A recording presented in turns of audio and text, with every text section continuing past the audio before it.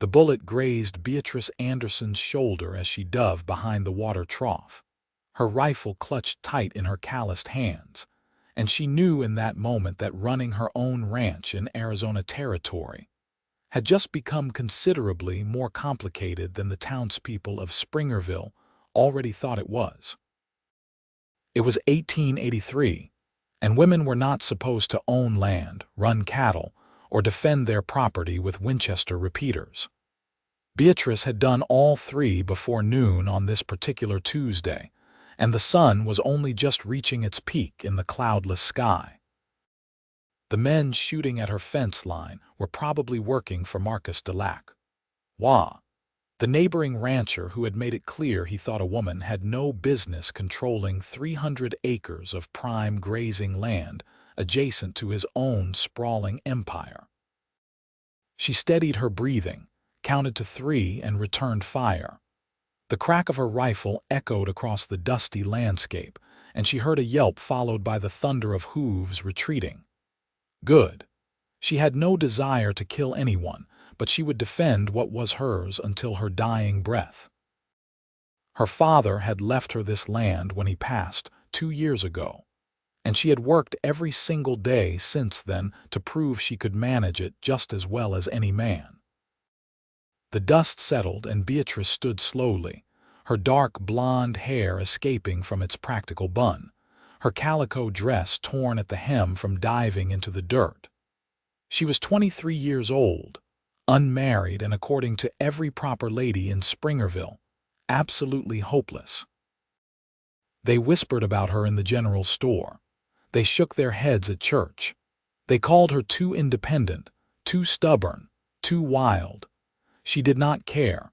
What she did care about was the fence that now had 3 posts broken and 20 feet of wire scattered across the grass. She would need to ride into town for supplies, and that meant dealing with the judgmental stares and unsolicited advice that seemed to follow her everywhere these days. Beatrice walked back to the small ranch house, checking her shoulder. The bullet had barely grazed her, tearing through her sleeve and leaving a shallow scratch that stung more than it bled. She cleaned it with whiskey, changed into a fresh dress, and headed for the barn where her mare, Copper, waited patiently. The ride into Springerville took 40 minutes at a steady trot. The town sat in the heart of Arizona territory, surrounded by rolling grasslands that turned golden in the afternoon sun. Mountains rose in the distance, purple and mysterious against the horizon. It was beautiful country, harsh and unforgiving, but beautiful nonetheless. She tied Copper outside Henderson's general store and stepped onto the wooden sidewalk, her boots echoing with each step. Inside, the smell of coffee, leather, and tobacco greeted her. Samuel Henderson stood behind the counter, his reading glasses perched on his nose as he tallied accounts in a ledger. "Miss Anderson," he said, his tone neutral but not unfriendly. Samuel had known her father and treated her with more respect than most. "What can I get for you today?" "Fence posts, wire, and nails," she said, pulling a list from her pocket. "Also need ammunition. 30-30 caliber." His eyebrows rose slightly, but he nodded. "Trouble out at your place? Nothing I cannot handle. I heard Delacroix has been making noise about buying your land." "He can make all the noise he wants. I am not selling." Samuel moved to gather her supplies, and Beatrice became aware of another presence in the store. A man stood near the back, examining saddles with the careful attention of someone who knew horseflesh and the equipment that went with it. He was tall, probably just over 6 feet, with dark brown hair that needed cutting and a jaw shadowed with several days of stubble. He wore dusty trail clothes, a well-worn hat, and a gun belt that sat low on his hips in the manner of someone who knew how to use it. He glanced up, and their eyes met. His were a striking hazel, green and brown mixed together like the land itself. He tipped his hat slightly, a gesture of acknowledgement, and returned to his examination of the saddles. "That is Zachary Jensen," Samuel said quietly as he set fence posts on the counter. "Got into town yesterday. Looking for work from what I hear.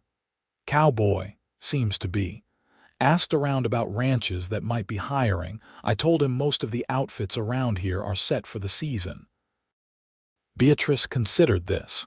She could use help, especially with Delacroix getting more aggressive. But hiring a drifter she knew nothing about seemed risky, and having a man working on her ranch would only fuel more gossip. "These supplies going to be enough?" Samuel asked, drawing her attention back. "For now. I will need more wire next week if this keeps up. You could always talk to the sheriff about Delacroix and say what? I did not see who fired those shots. Could have been anyone."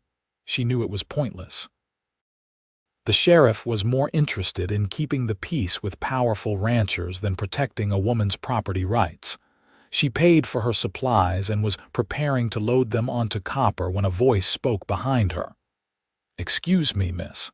I could not help but overhear. You looking for ranch hands?"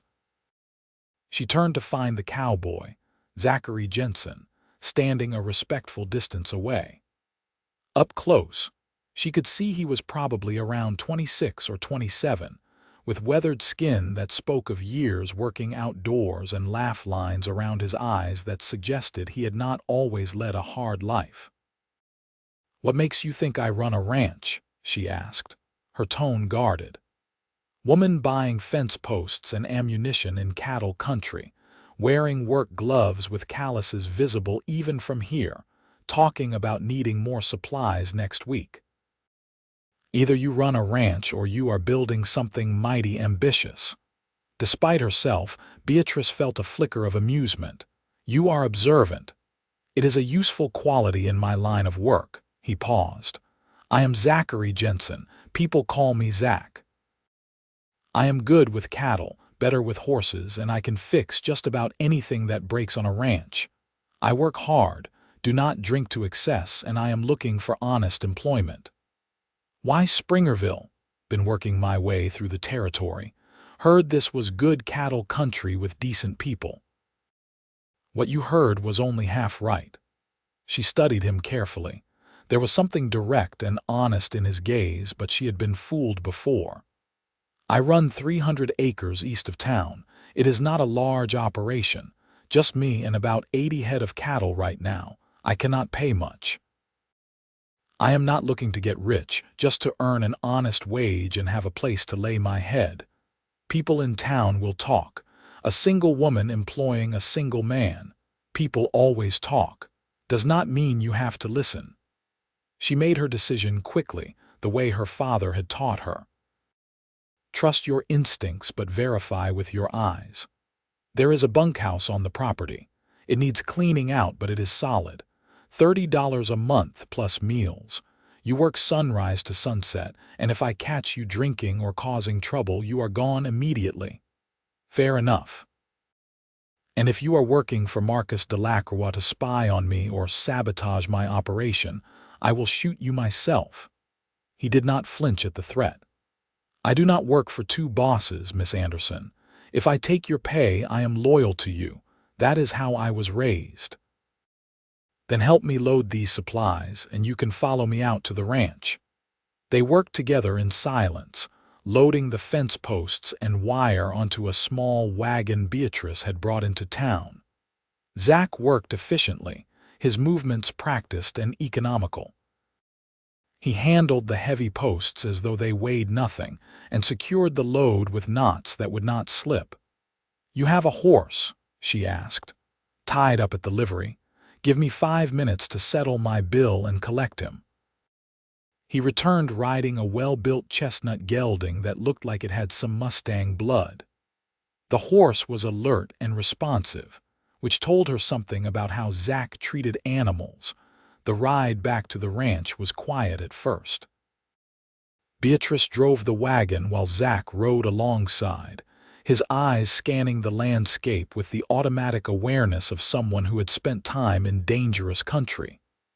"How long have you been running the ranch alone?" he asked after a while. 2 years. My father died and left it to me. My mother passed when I was young. No brothers or sisters. No, just me. Must have been hard. Everything worth doing is hard. She glanced at him. What about you? Where is your family? Kansas originally. My father was a farmer, but the grasshoppers took everything in '74. He moved the family west looking for a fresh start. Found it in Colorado, working cattle. I learned the trade from him, then struck out on my own when I turned 18. Why not stay in Colorado? Wanted to see more of the country. Figured I had time to settle down later. He paused. My father always said a man should know the land he lives on, really know it, before he puts down roots. They arrived at the ranch as the sun was beginning its descent toward the western horizon. The ranch house was modest but well built, a simple rectangle with a covered porch and shuttered windows. The barn stood about 50 yards away, flanked by corrals and the bunkhouse Beatrice had mentioned. Everything was neat and maintained, but it was clear one person could only do so much. "I will show you the bunkhouse," Beatrice said, climbing down from the wagon. "Like I said, it needs work." The bunkhouse was a single room with 4 cots, a potbelly stove, and a thick layer of dust over everything. Zach stepped inside and looked around without complaint. "I have seen worse." "Much worse. I will have it cleaned up before dark." "There is a pump behind the barn for water. Outhouse is over there," she pointed. "Supper is at 6. Do not be late." She left him to settle in and returned to the house, suddenly aware of how much had changed in just a few hours. This morning she had been alone, and now she had hired a stranger to work on her ranch. It could be the smartest decision she had made in months, or the biggest mistake. Time would tell. Inside, she started preparing supper, a simple meal of beans, cornbread, and salt pork. It was nothing fancy, but it was filling. As she worked, her mind kept drifting to Zach Jensen. There was something about him that was different from the other cowboys and drifters who passed through Springerville. He had looked her in the eye when he spoke, treating her like an equal rather than a curiosity. That was rare enough to be noteworthy. At exactly 6 o'clock, there was a knock on the door. She opened it to find Zach, cleaned up and with his hat in his hands. "Come in," she said, stepping aside. He entered carefully, wiping his boots on the mat though they were already clean. The kitchen was simple but comfortable, with a table that seated 4 and a stove that heated the whole house on cold nights. "Sit anywhere," she said, bringing the food to the table. They ate in relative silence at first, the quiet broken only by the clink of utensils and the crackle of the fire in the stove. "This is good," Zach said after a few bites. "Been eating trail rations for the last month. Forgot what real cooking tastes like. It is nothing special." "Maybe not, but it is made with care. That counts for something." After supper, Beatrice laid out the situation plainly. She told him about Delacroix, about the harassment, about the shots fired that morning. She showed him the damaged fence and explained her suspicions. "He wants my land," she said, "and he thinks if he makes things difficult enough I will give up and sell. Will you?" "No." "Then we need to make it clear you are not going anywhere."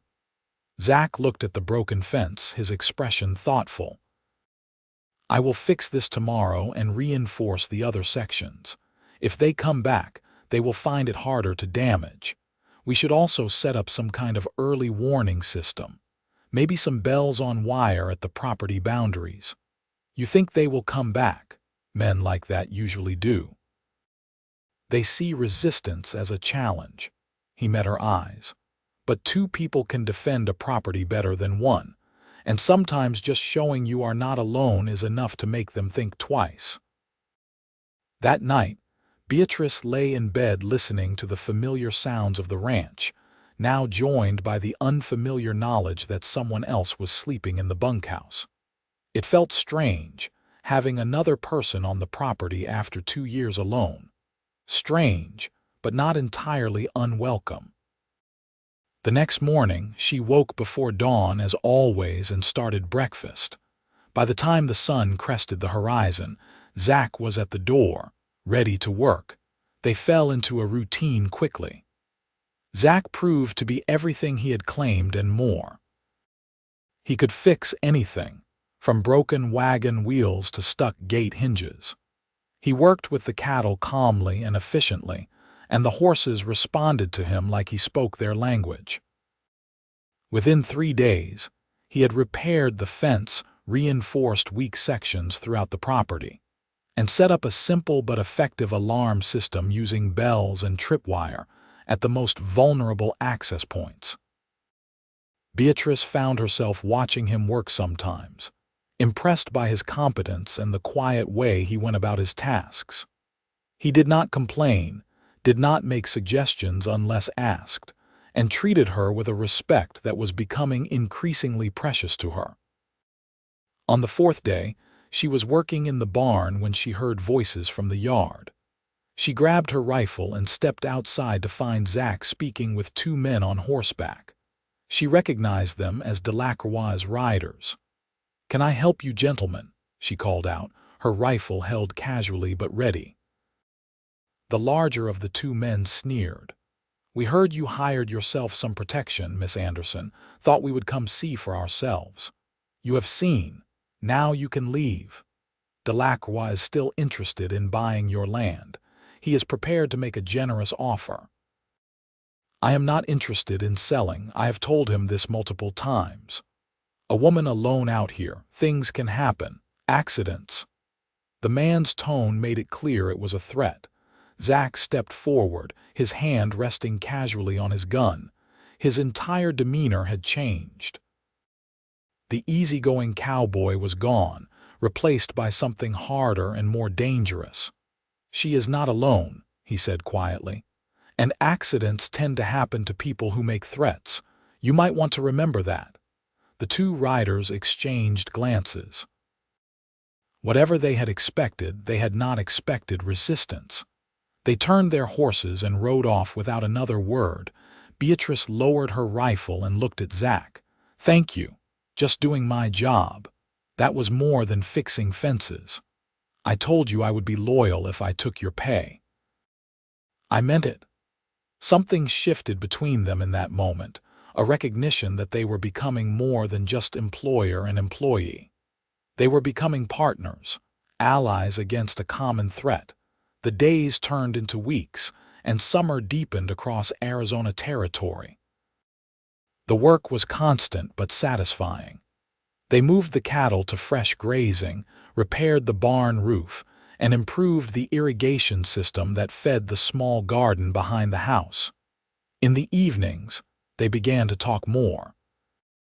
At first, it was just about the work, about plans for the ranch and strategies for dealing with Delacroix. But gradually, the conversations became more personal. Zach told her about growing up in Kansas, about the hard years after the grasshopper plague, about learning to cowboy in the mountains of Colorado. He spoke of the freedom of the trail, but also of its loneliness. Beatrice found herself sharing things she had not spoken of in years. She told him about her mother, who had died of fever when Beatrice was only 8. About learning to ride and rope from her father, who had no sons but treated his daughter like she could do anything she set her mind to. About the looks and whispers that started after he died, the men who assumed she would fail, the women who thought she should marry quickly and let a husband take over. "Why did you not?" Zach asked one evening as they sat on the porch, watching the sun paint the sky orange and pink. "Marry." "Yes, because none of them wanted me. They wanted my land. They wanted a quiet, obedient wife who would let them make all the decisions. I would rather be alone than be with someone who did not see me as a whole person." "That makes sense. Does it? Most people think I am just stubborn." Zach was quiet for a moment, then said, "I think you know your worth. That is not stubbornness. That is wisdom." She looked at him, surprised by the warmth in his voice. In the fading light, his profile was strong and honest. They call me too independent, she said, almost testing him. He turned to meet her gaze, and she saw something in his eyes that made her breath catch. "That is why I admire you," he said simply. The words hung in the air between them, full of meaning that went beyond friendship or professional respect. Beatrice felt her heart beating faster, felt the weight of the moment. "Zach," she started, not sure what she wanted to say. "I know," he said softly. "I know we should not. You are my employer and people already talk, but I cannot help what I feel, Beatrice. From that first day in the general store, I have admired your strength, your determination, your refusal to be anything other than yourself. Every day I work beside you, I see more reasons to admire you, and somewhere along the way, admiration became something more." Her throat felt tight. "What are you saying?" "I am saying I have fallen in love with you, and I understand if you do not feel the same way, or if the timing is wrong, or if 1,000 other reasons make this impossible. But I needed to tell you the truth." Beatrice stood, her mind racing. She walked to the edge of the porch, gripping the railing. Behind her, she heard Zach stand as well. "I should not have said anything," he said quietly. "I will understand if you want me to leave." "No." The word came out more forcefully than she intended.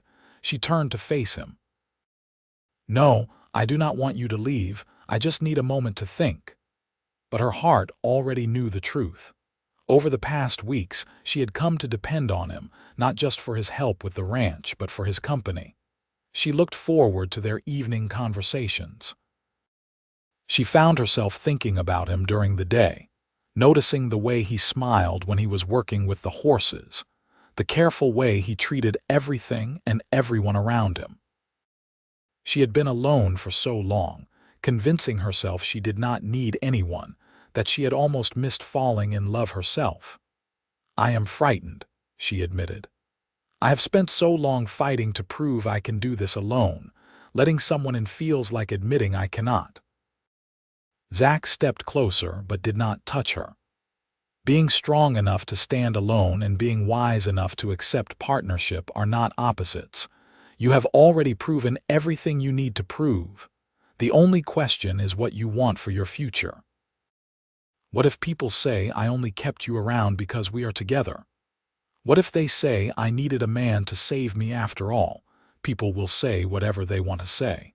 They always have and they always will. The only opinion that matters is your own." He paused. "But for what it is worth, I do not think anyone who knows you could ever believe you needed saving. You were managing just fine before I came along. I am just lucky enough to stand beside you while you continue to do what you have always done." She looked up at him, this man who had appeared in her life so unexpectedly, who had proven himself day after day, who saw her strength instead of being threatened by it. "I love you too," she said, the words feeling both terrifying and right. "I think I have for a while now. I was just too stubborn to admit it." The smile that spread across his face was like sunrise, warm and full of promise. He reached for her hand and she took it, feeling the calluses that matched her own, the strength that complemented rather than dominated. "So what do we do now?" she asked. "We keep working the ranch, we keep building something good here, and we figure out the rest as we go." He squeezed her hand gently. "That is, if you will have me, not just as a ranch hand but as a partner in every sense.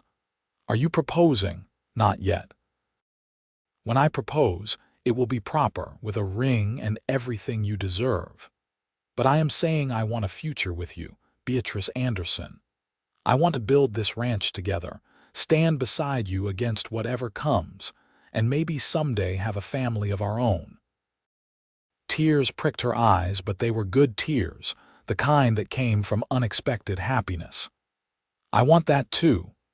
He pulled her into his arms then, and she went willingly, feeling safer and more complete than she had in years.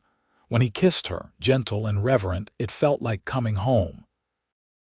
They stood on the porch as full darkness fell, wrapped in each other's arms, talking about possibilities and plans. It was decided that Zach would continue staying in the bunkhouse for propriety's sake, at least until they could be married properly. But knowing their feelings were mutual changed everything. The future that had seemed so uncertain and solitary now held promise of companionship and shared dreams. The next few weeks were among the happiest Beatrice had ever known. They worked the ranch together with renewed purpose, now building not just for survival but for a shared future. Zach proved to have a good head for business as well as cattle. He suggested they focus on improving their herd quality rather than quantity, breeding their best stock to create cattle that would fetch higher prices at market. They rode into Springerville together one Saturday to purchase supplies, and were met with exactly the reaction they had expected. Eyes followed them, conversations stopped, whispers began. Beatrice held her head high, and Zach stayed close beside her, his presence steady and reassuring. At the general store, they encountered Martha Weatherby, the mayor's wife and unofficial leader of Springerville's social elite. She looked at them with barely concealed disapproval. "Miss Anderson," she said, her voice dripping with false sweetness, "I see you still have your hired man. How convenient for you." "Good morning, Mrs. Weatherby," Beatrice replied evenly. "Yes, Zach has been invaluable to the ranch." "I am sure he has." The implication in her tone was clear. Of course, people are talking. A single woman and a single man living on the same property with no chaperone. Before Beatrice could respond, Zach spoke up. "With all due respect, madam, Miss Anderson and I maintain entirely proper arrangements. I have my own quarters and she has hers. But even if that were not the case, I fail to see how it would be anyone's business but our own." Martha Weatherby's face reddened. "Well, I never. The propriety of our community is everyone's business, young man." "The propriety of your community seemed less important when Miss Anderson was being harassed and shot at," Zach said, his voice calm but firm. "Where was everyone's concern then?" The woman had no answer for that. She turned on her heel and left in a huff. Samuel Henderson, who had been watching from behind the counter, chuckled softly. "You have made an enemy there." "I had already made that enemy," Beatrice said. "At least now I have an ally who is not afraid to speak up." On the ride back to the ranch, Zach was quiet. Finally, he said, "I am sorry if I made things harder for you. I should not have spoken so bluntly." "Do not apologize. Everything you said was true. I am tired of letting small-minded people dictate how I live my life. Still, we should probably make our intentions clear soon. Give them something definite to talk about rather than speculation." "Are you saying what I think you are saying?" He brought his horse alongside her wagon and looked at her seriously. "I had planned to wait to do this properly. But I think we have both waited long enough for what we want." He reached into his pocket and pulled out a simple gold band. "This was my mother's. It is not fancy, but it was worn by a woman who loved deeply and lived honestly. I would be honored if you would wear it, Beatrice. Will you marry me?" She pulled the wagon to a stop and looked at the ring, then at him. "Yes," she said, her voice thick with emotion. "Yes, I will marry you." He slipped the ring onto her finger. It fit perfectly, as though it had been waiting for her all along. They were married 3 weeks later in a simple ceremony at the church in Springerville. The town was divided in its reaction. Some, like Samuel Henderson and a few of the more practical ranchers, were supportive. Others, like Martha Weatherby and the social elite, were scandalized. And some, like Marcus Delacroix, were calculating how this new development affected their own plans. Beatrice wore a simple white dress she had sewn herself, and Zach wore his best suit, cleaned and pressed. They spoke their vows in front of a small gathering of well-wishers, promising to love and support each other through whatever challenges life brought. When the preacher pronounced them husband and wife, and Zach kissed her for the first time as her husband, Beatrice felt a sense of rightness that went soul deep. This was what she had been waiting for without knowing it. Not someone to save her or complete her, but someone to stand beside her as an equal partner. The reception was held at the ranch, a modest affair with food and music. Those who came were genuine friends, people who cared about them as individuals rather than what social rules they might be breaking. As the sun set and their guests began to depart, Beatrice and Zach stood together watching the last of them ride away. "Ready to start our life together?" Zach asked, wrapping his arm around her waist. "I think we already started it weeks ago," she said. "This is just making it official," he laughed. "Fair enough. Though I should probably move my things from the bunkhouse to the main house now. Probably. I would like my husband to sleep under the same roof." The word husband still felt new and wonderful on her tongue. They walked to the house together, no longer employer and employee, no longer even courting couple but husband and wife, partners in every way. That night, as they lay together in the darkness, Beatrice felt a contentment she had never known. She had not sacrificed her independence by marrying Zach. Instead, she had found someone who valued and respected that independence, who wanted to build something together rather than tear down what she had already accomplished. "What are you thinking?" Zach asked softly, his fingers tracing lazy patterns on her shoulder. "That I am happy, truly happy. I did not know if I would ever feel this way. I will do my best to make sure you feel this way for the rest of our lives. We will do that for each other," she corrected gently. "That is what partnership means. You are right, as usual." She could hear the smile in his voice. "We will build this life together." The next morning they woke early and got to work as they always did. But now there was a new dimension to everything. They were not just working to maintain a ranch. They were building a home, a future, a legacy. Over the following months, they threw themselves into improving the ranch. With 2 people working full-time, they could accomplish far more. They expanded the herd carefully, trading for better breeding stock.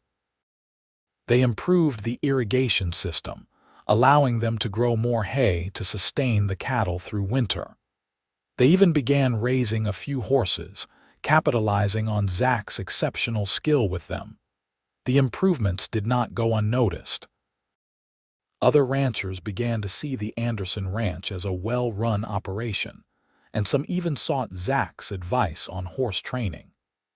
Beatrice handled the business side, negotiating sales and managing accounts with a sharp mind that earned grudging respect even from those who had doubted her. But not everyone was pleased with their success. Marcus Delac watched their progress with growing frustration. He had assumed that a woman alone would eventually fail and be forced to sell. Now, with Zach beside her, Beatrice was not just surviving but thriving. One afternoon in late autumn, Delac himself rode onto the property. He was a large man in his 50s, with silver hair and an air of entitlement that came from years of getting his way. Beatrice and Zach met him in the yard, presenting a united front. "Delac, Beatrice said coolly. "What brings you to my ranch?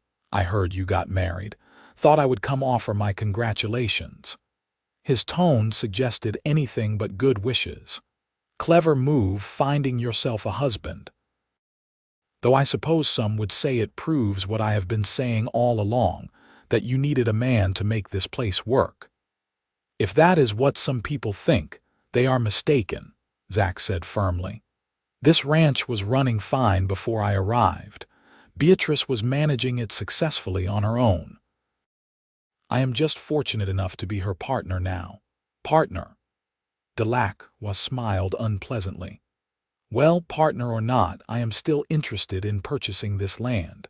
I am prepared to make a very generous offer, enough for you two to start fresh somewhere else, maybe somewhere easier for a young couple." "Not interested," Beatrice said flatly. This land is my home, it was my father's home, and it will be my children's home someday. It is not for sale at any price. Everything has a price, Mrs. Jensen. Not this, not to you. Delacroix's expression hardened. You are making a mistake. I am trying to be neighborly here, trying to help you out, but there are other ways to get what I want. Zach stepped forward, his hand resting on his gun. Is that a threat? Just a statement of fact. Things happen in this territory. Accidents. Misfortunes. Would be a shame if this nice little operation you have built fell on hard times. If anything happens to this ranch, to our livestock, or to us, everyone will know exactly who was responsible, Beatrice said, her voice like steel. And I promise you, whatever you think you can do to us, we can do worse to you. I have records, Delacroix. Records of every time your men have harassed me, every threat you have made through intermediaries. I have witnesses. If you push this, I will push back, and I will not stop until everyone in Arizona territory knows exactly what kind of man you are. It was a bluff, mostly. She had some documentation, but not as much as she implied. But she delivered it with such conviction that Delacroix believed her. His face reddened with anger, but he controlled himself. We will see about that. He turned his horse and rode off without another word. After he left, Beatrice let out a breath she did not know she had been holding. That was risky, Zach said quietly. I know, but I am done being intimidated. We have worked too hard to let him threaten our home. You were magnificent. He pulled her close. Terrifying but magnificent, she laughed shakily. I was terrified. You did not show it. That is what matters. True to his word, Delacroix escalated his campaign against them. Fences were cut in the night. Cattle were spooked and scattered. Small fires were set in dry grass, requiring constant vigilance to prevent disaster. But Beatrice and Zach fought back. They set watches through the night, taking turns sleeping. They caught 2 of Delacroix's men red-handed cutting fence and held them at gunpoint until the sheriff arrived. With witnesses and evidence, even the reluctant sheriff had to take action, fining the men and warning Delacroix to keep his employees in check. The harassment decreased after that, though it never entirely stopped. Delacroix was too proud and too stubborn to give up completely. But he had learned that Beatrice and Zach would not be easily pushed aside. Winter came, harsh and cold. They spent long evenings inside, maintaining equipment, planning for spring, and simply enjoying each other's company. On the coldest nights, they would sit by the fire, Beatrice reading aloud from books while Zach worked on tack repairs or whittled small wooden figures.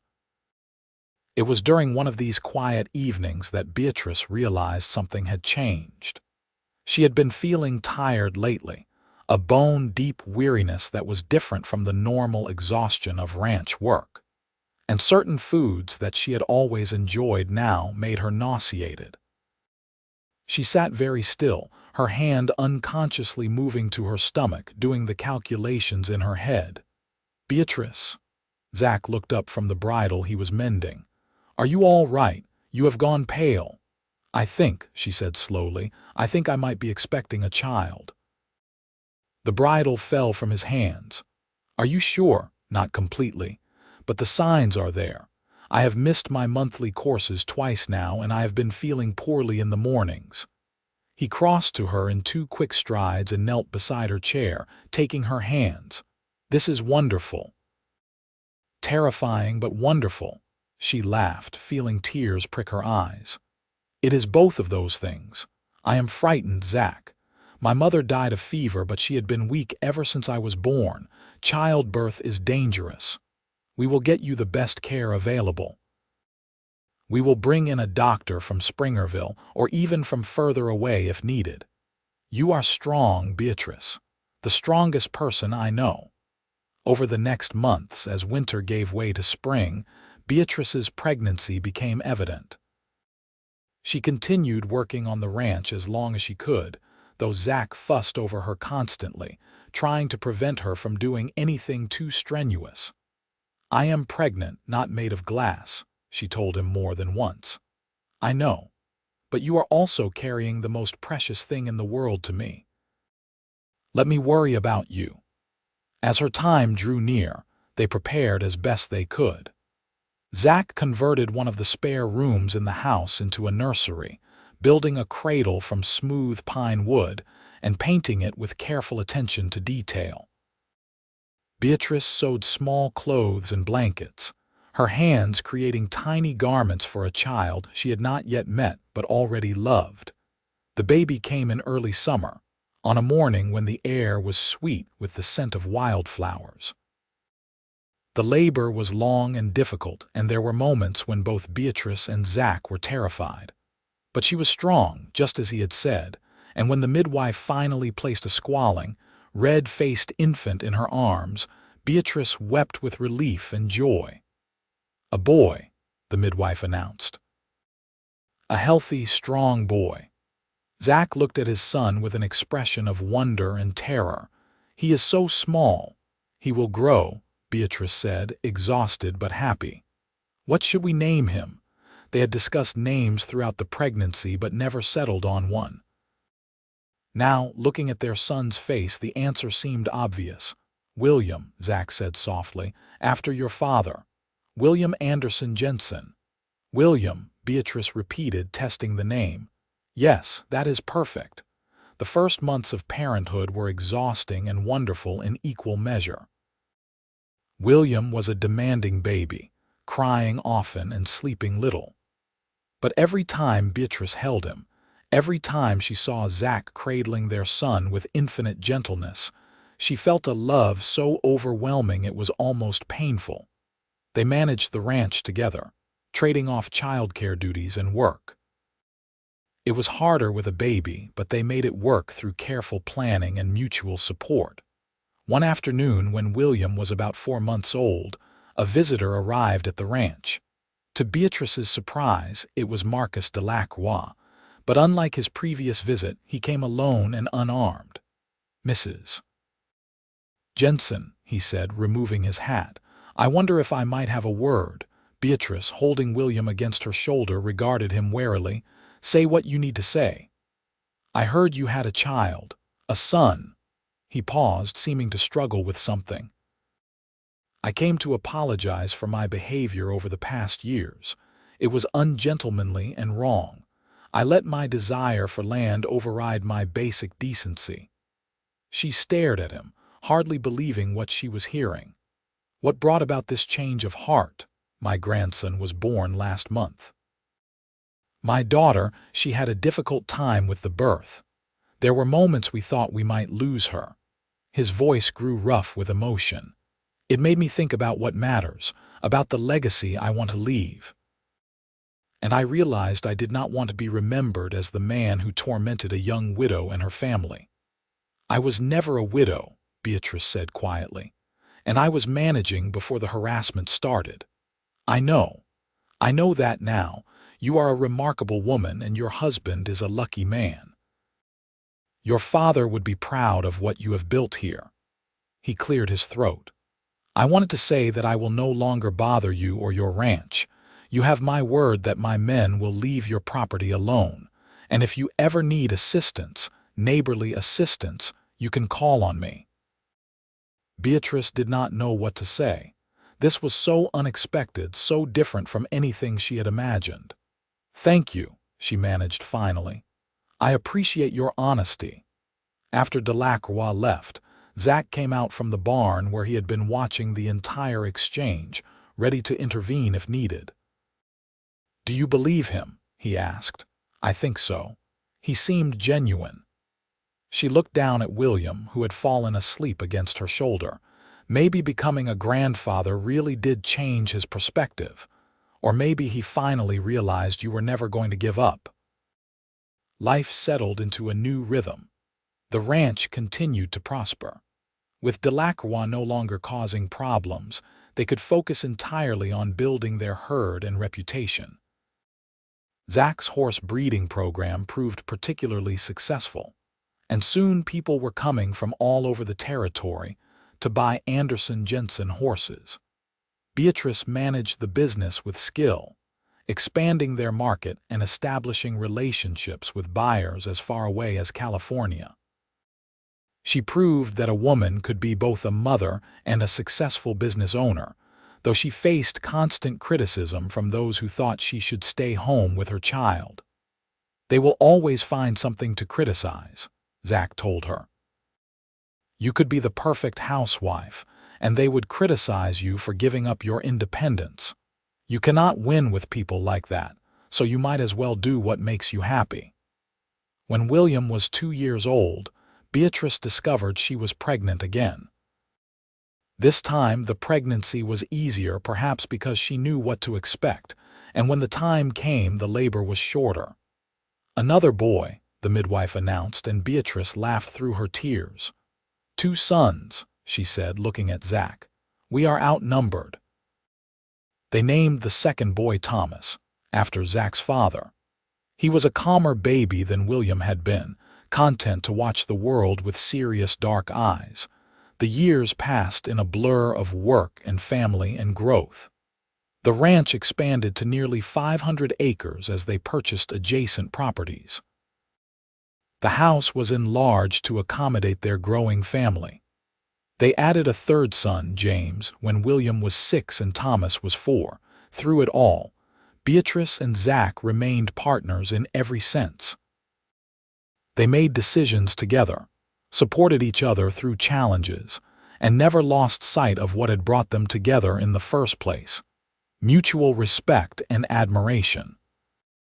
On their 10th wedding anniversary, they left the boys with Samuel Henderson and his wife for the evening and rode out to a favorite spot on the property, a small rise that overlooked the ranch and the valley beyond.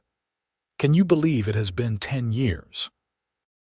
Beatrice asked, leaning against Zach as they watched the sunset. "Some days it feels like yesterday. Other days it feels like we have always been together." He kissed the top of her head. "I have never regretted a single moment." "Not even when William and Thomas broke your favorite saddle trying to ride the barn cat," he laughed. "Well, maybe that moment. But even that was just boys being boys. They are good kids. They are, despite their parents' questionable reputations." "Our reputation has improved significantly over the years." It was true. As the ranch prospered and their family grew, even the most critical voices in Springerville had been forced to acknowledge that the Jensens were respectable, hard-working people. Martha Weatherby still sniffed disapprovingly when they passed, but her power to affect their lives had long since faded. "You ever regret not having daughters?" Zach asked suddenly. Beatrice considered this. "Sometimes I wonder what it would be like, but I love our boys fiercely, and who knows? We might not be finished having children yet." "We are not." "Well, I am only 33 and you are only 36. We could have more if we wanted." "If we wanted," he repeated, smiling. "Is that something you want?" "Maybe, but I am also content with what we have.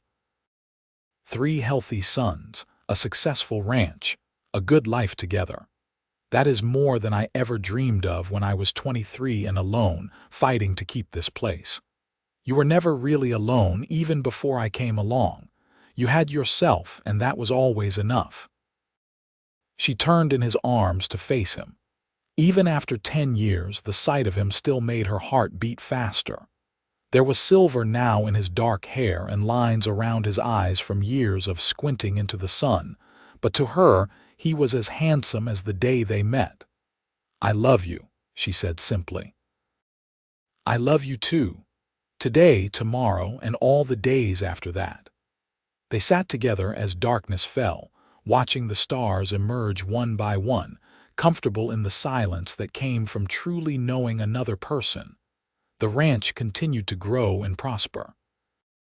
William, as he grew older, showed a natural talent for working with cattle and a head for business that reminded Beatrice of herself.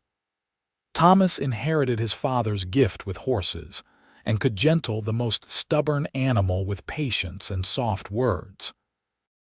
James, the youngest, was still finding his way, but he loved the land itself, often disappearing for hours to explore the property and returning with pockets full of interesting rocks or tales of wildlife he had observed.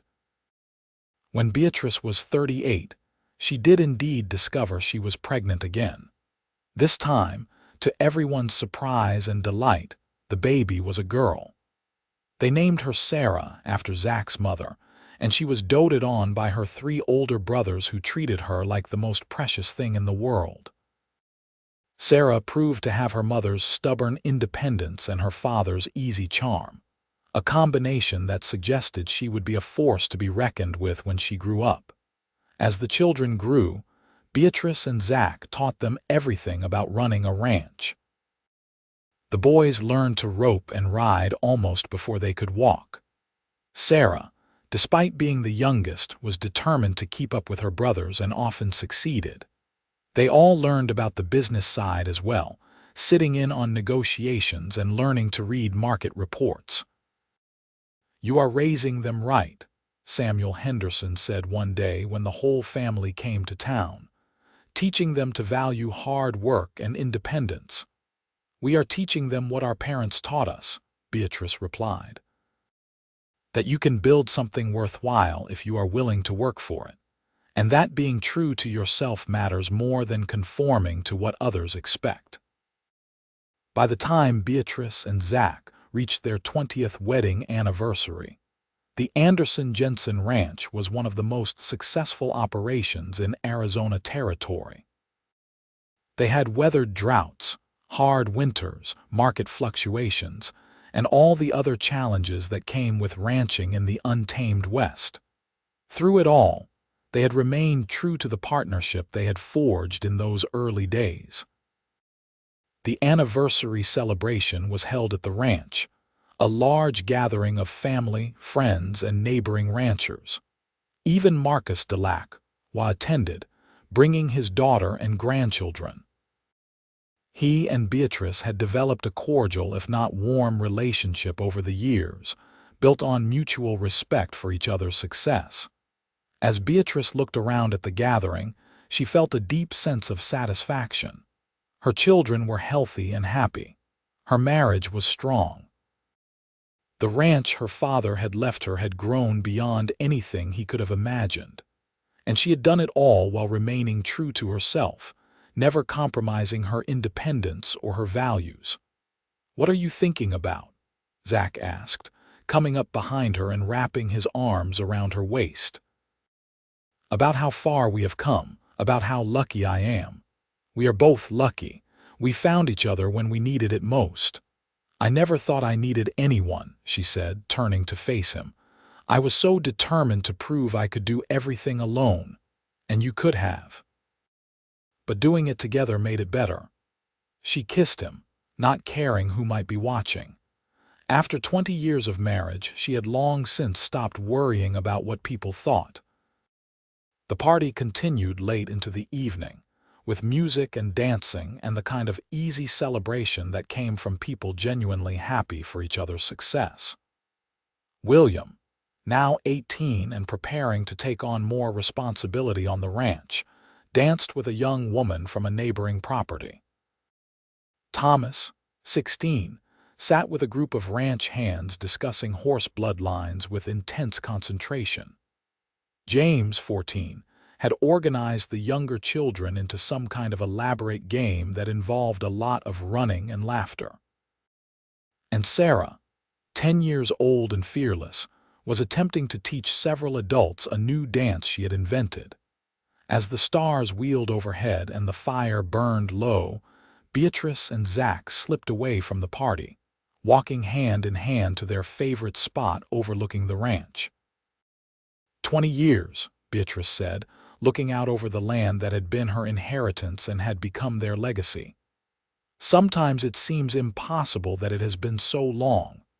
"The best years of my life," Zach said.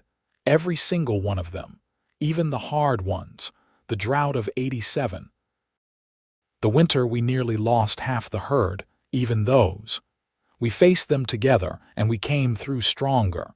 That is what partnership means." She leaned her head on his shoulder, breathing in the familiar scent of him, feeling the solid comfort of his presence. "I am glad I hired you that day in Springerville. I am glad I had the courage to ask for a job. Best decision I ever made." They stood in comfortable silence, looking at the ranch spread out below them. The house they had expanded over the years, the barn Zach had rebuilt after a storm damaged it, the corrals where their horses grazed peacefully, the fields where their cattle grew fat on good grass and careful management. "What do you think the next 20 years will bring?" Beatrice asked.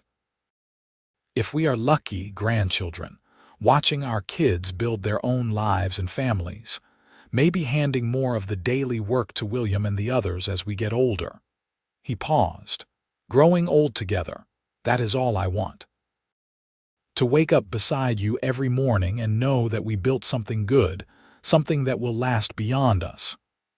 "That sounds perfect," she said softly, and it was perfect, or as close to perfect as life ever got. Not because it was easy or without challenges, but because they faced everything together, two independent souls who had chosen to walk the same path.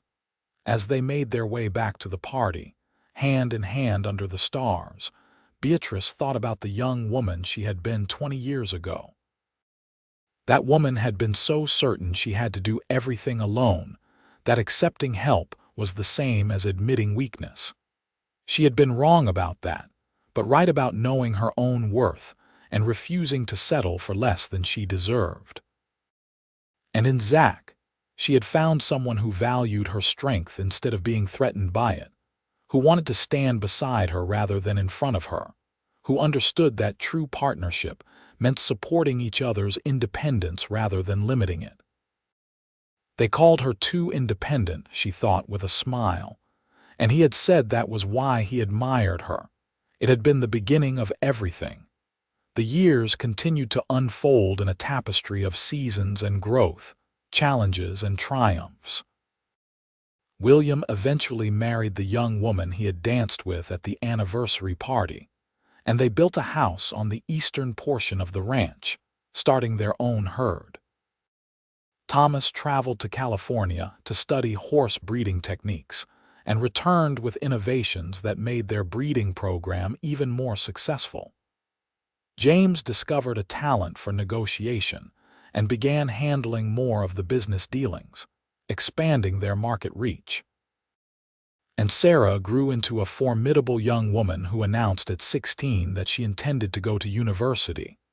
A plan that shocked the community, but surprised her parents not at all. Through it all, Beatrice and Zach remained the steady center of the growing family enterprise.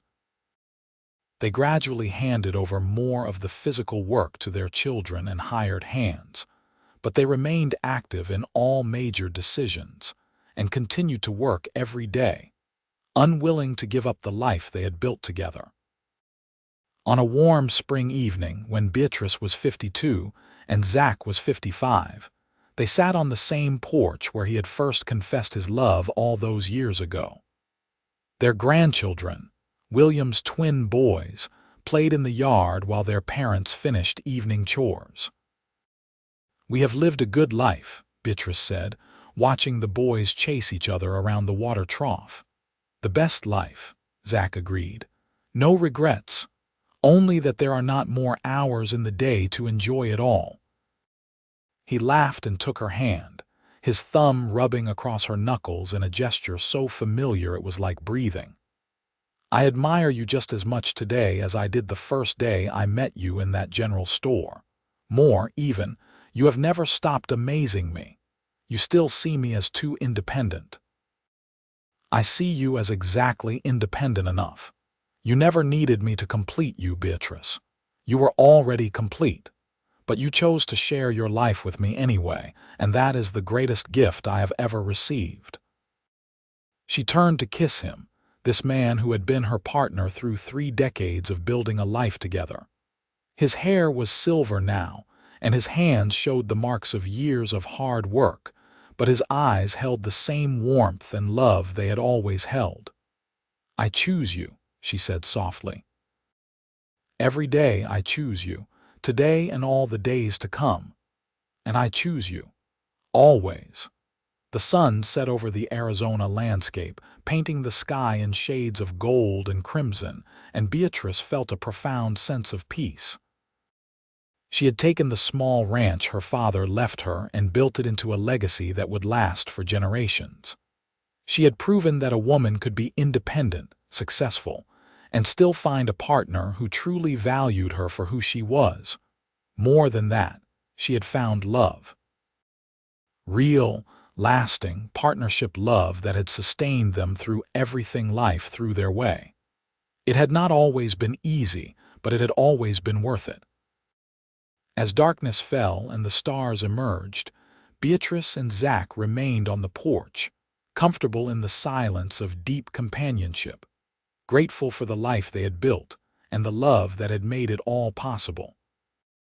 The story of the woman they called Too Independent, and the cowboy who admired her for it became a legend in Springerville and the surrounding territory. It was told to young couples starting out, a reminder that the strongest partnerships were built on mutual respect and admiration. It was told to young women who dreamed of independence, proof that they could have both love and autonomy if they refused to settle for less. And it was lived every day by Beatrice and Zach Jensen, who showed by example what it meant to build a life together while remaining true to themselves, to love without losing identity, to partner without surrendering independence. In the end, that was the greatest legacy they left, more valuable than the prosperous ranch or the successful children or any material success. They proved that love did not require sacrifice of self, only the courage to be wholly yourself with another person who valued that wholeness.